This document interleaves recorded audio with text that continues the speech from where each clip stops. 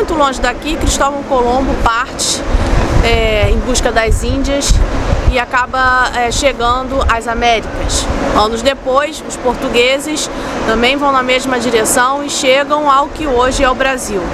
Ali estabelecidos, europeus começaram a organizar suas colônias, utilizando mão de obra daqueles que já estavam vivendo nesse território, os povos originários, e levaram também estrangeiros, né, partindo da África.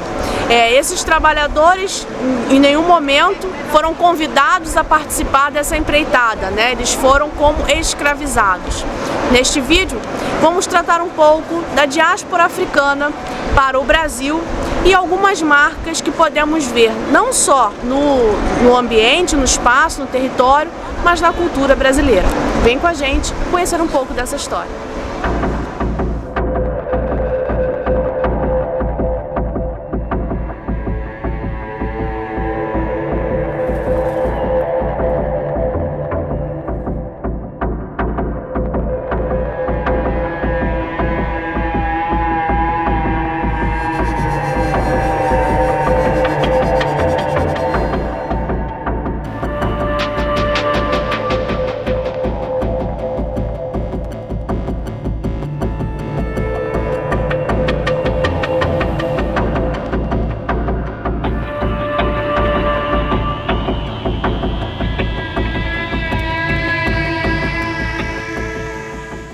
Entre 1774 e 1831, aqui na cidade do Rio de Janeiro, na zona portuária, existe um porto, né, o Cais do Valongo, por onde passaram cerca de 1 milhão de pessoas escravizadas vindas da África.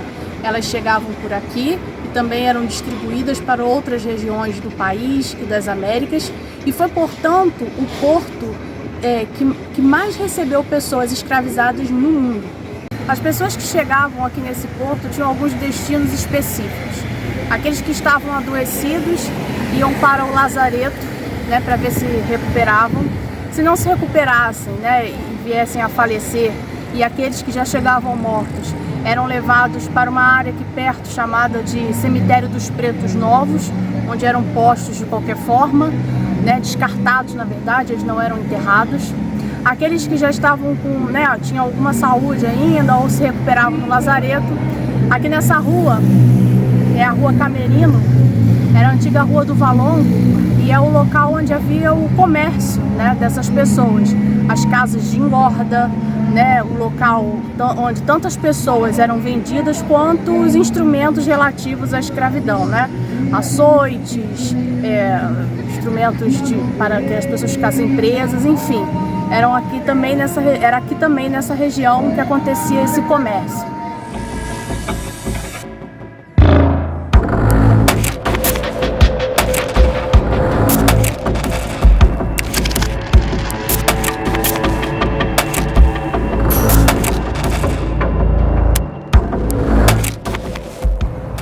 A viagem nos navios negreiros era uma coisa terrível. Não à toa, os navios também eram chamados de navio tumbeiros, né? Eram como grandes tumbas flutuando pelo Atlântico. As pessoas que eram postas ali, né, eram acorrentadas, então elas tinham pouca mobilidade e durante toda a travessia de África para as Américas, elas faziam as necessidades ali, também vomitavam no mesmo local. A comida era jogada no porão 2 vezes ao dia, então a divisão era feita naquele ambiente sujo, né?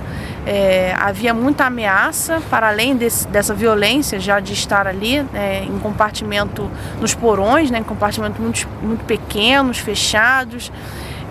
Havia muita ameaça da tripulação, né, com as pessoas que estavam aprisionadas. Das pessoas que eram sequestradas, né, na África, e de cada 100 pessoas, né, sequestradas na África e que chegavam ao Rio de Janeiro, né, dessas 100 pessoas, somente 45 chegavam vivas.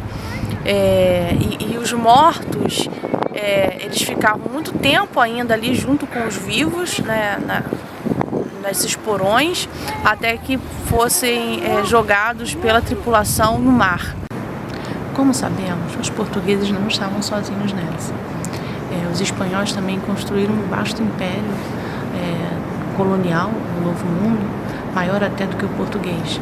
Também utilizaram mão de obra escrava africana, não tanto quanto os portugueses, né? Eles acabaram utilizando mais mão de obra escravizada dos povos originários.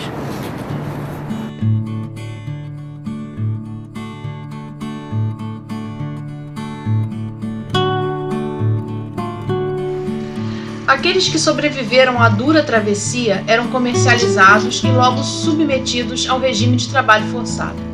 Muitos foram encaminhados para as zonas econômicas mais ativas da colônia, a exemplo da região do Vale do Paraíba, onde a produção de café corria solta.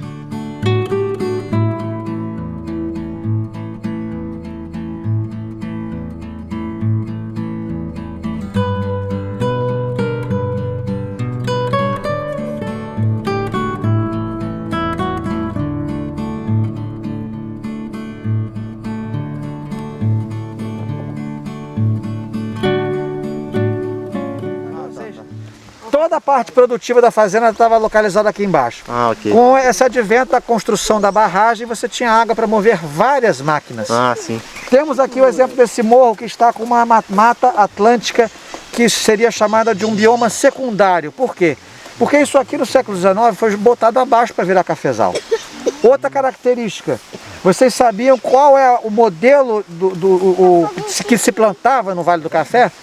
Aqui a nossa região, se vocês olharem no Google Maps, gente, ela é uma espécie de mar de morros, né? Ela não é totalmente plana.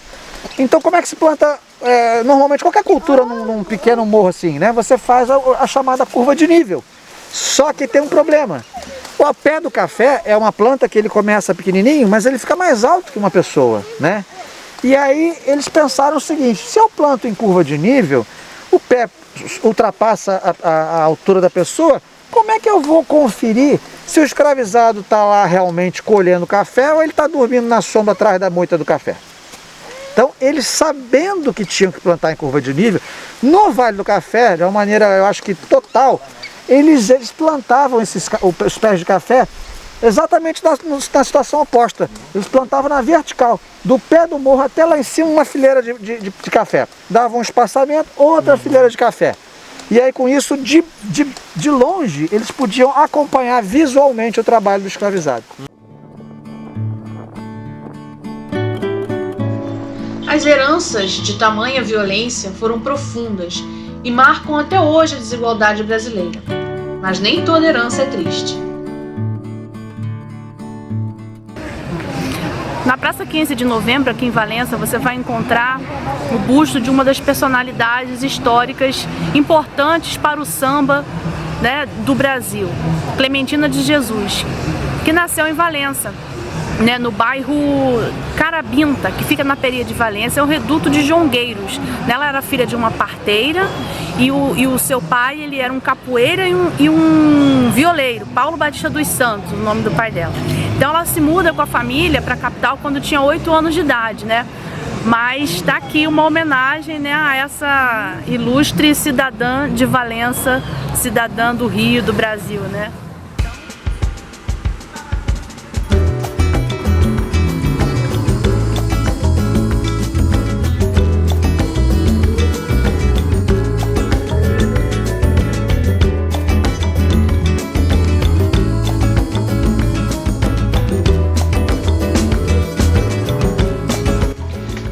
Com o Rio de Janeiro, a Bahia acolheu um imenso contingente de pessoas escravizadas vindas da África.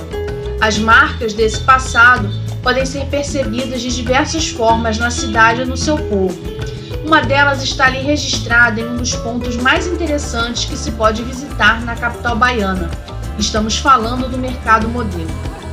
O subsolo do Mercado Modelo possui túneis sustentados por arcadas, redescobertos na última reforma, que foram construídos para ser uma cava para armazenar vinhos e outras mercadorias que necessitavam de umidade. Há quem diga, no entanto, que era no subsolo que ficavam os escravizados recém-chegados. Daí, todo o significado histórico que é reivindicado por muitos moradores da cidade. Aliás, a exposição permanente Lágrimas, com suas 15 mil lâmpadas, é uma excelente representação da ancestralidade deste lugar.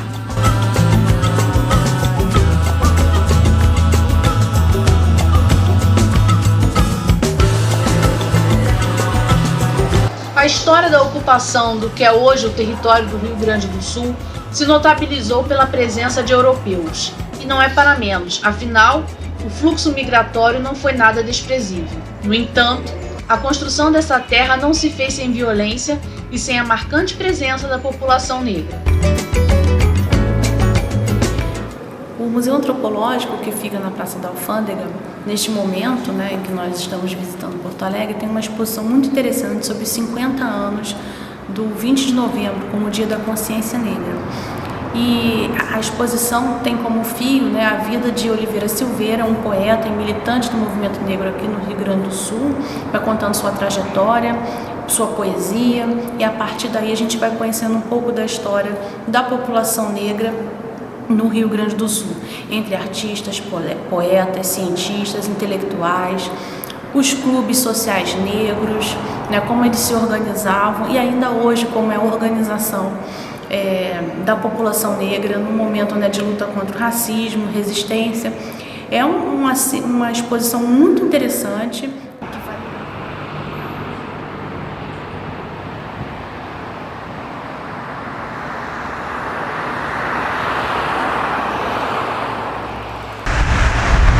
Saindo do centrinho de Gramado, na estrada que te leva à Canela, você vai se deparar com esse mirante chamado Belvedere, que dá acesso a uma das vistas mais bonitas do local, que é o Vale do Quilombo. Bom, esse nome já nos diz que aqui por aqui passaram muito mais do que portugueses, italianos e alemães, Há um apagamento histórico da presença dos africanos e seus descendentes aqui na região, mas o Vale do Quilombo está aqui para nos lembrar que eles também estiveram por aqui, tanto no século XVIII, XIX e século XX, como trabalhadores no momento escravizados e depois como empregados domésticos para os colonos italianos, alemães e portugueses que por aqui ficaram. Então o Vale do Quilombo é um lugar que você não pode deixar de conhecer. Está pertinho do centro de Gramado, você pode vir a pé inclusive e contemplar aqui, que é uma das vistas mais bonitas realmente da região. Um outro lugar que remete à presença dos africanos e seus descendentes aqui em Gramado, mas que hoje está apagada essa história, é essa região aqui perto do Parque Joaquina Rita Bier. Aqui havia um lugar chamado Vila África ou Vila Africana, em que essa população morava e daqui saíam para trabalhar nas casas dos colonos. Hoje essa região é chamada de bairro Planalto, em que foi construído um bairro com características europeias, e toda essa história então dos africanos e seus descendentes foi apagada. Mas não só aqui, em Gramado existe um lugar chamado Vila África ou Vila Africana. Em outras partes do estado do Rio Grande do Sul também vai haver lugares com este nome, ou que tiveram ou que ainda mantém o nome, um lugar de memória dessa ocupação afro-brasileira.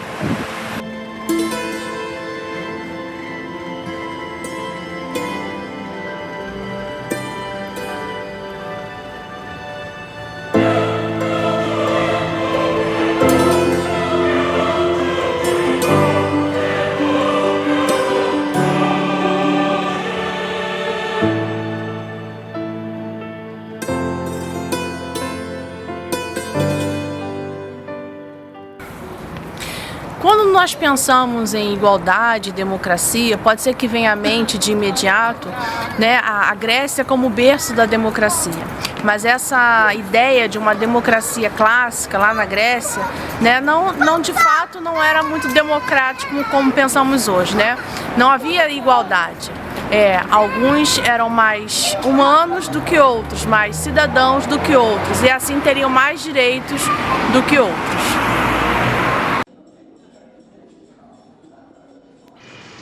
Desde a independência em 1822, a Inglaterra vinha exigindo do governo brasileiro ações explícitas para acabar com o tráfico de escravizados. Diante das pressões, em 1831 foi aprovada uma lei para inglês ver.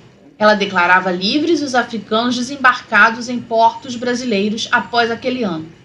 Uma lei para ingleses e não aplicada aos contingentes de africanos que chegavam no país. Em meados do século XIX, os ingleses endureceram e aprovaram o chamado Bill Aberdeen, Por esse instrumento, se autoempoderaram com autoridade para reprimir o tráfico internacional de escravos. Apesar da resistência das oligarquias nacionais, a extinção do tráfico tornou-se uma questão de tempo. É claro que as elites nacionais alegavam que o fim da escravidão representava o colapso da economia do país. Assim, faziam confundir seus interesses particulares com os da nação.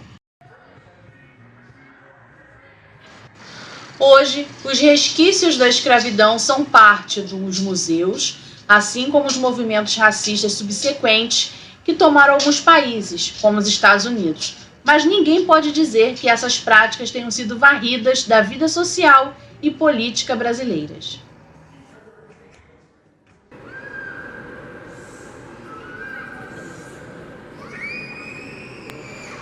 No berço da considerada democracia moderna, a escravidão também produziu consequências graves e de longo prazo, a começar uma guerra civil entre o Sul e o Norte. A vitória do Norte, não escravista, no entanto, não resolveu todos os problemas, pois o racismo e a discriminação racial continuariam como problemas estruturantes da vida social e política norte-americanas.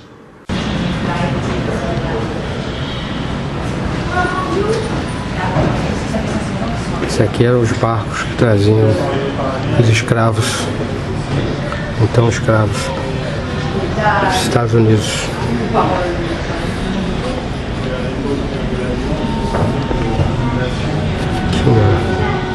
Diáspora africana é como chamamos o fenômeno sociocultural e histórico que ocorreu entre os diversos povos africanos e envolveu a imigração forçada destes para fins escravagistas e mercantis durante toda a Idade Moderna até o final do século XIX.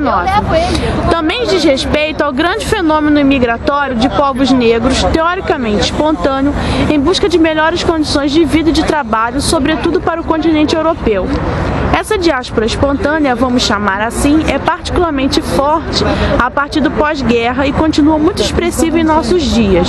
Como se pode ver nas manchetes dos jornais e nas falas dos políticos locais mais conservadores, ela é usualmente compreendida como um problema do qual os europeus devem se livrar. Aqui em Portugal, calcula-se que aproximadamente 2% da população do país, um pouco mais de 200 mil pessoas, é composta por afrodescendentes.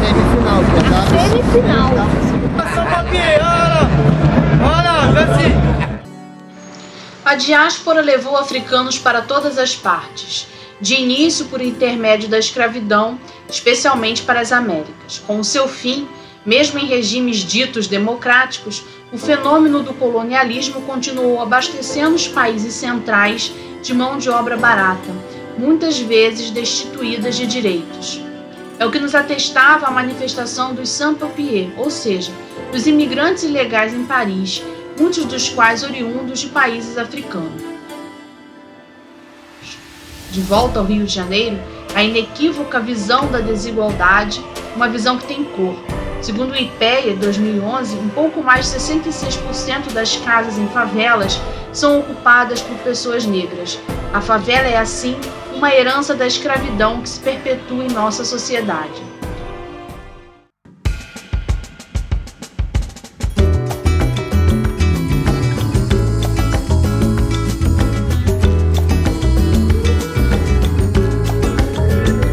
Ao mesmo tempo, hoje, esse povo, ainda que oprimido, não se resume à opressão. Na arte, na cultura, na ciência, na religião, de diversas formas resiste. E mais do que isso, se impõe, deixando sua marca inequívoca, força de sua presença criativa como parte do povo brasileiro.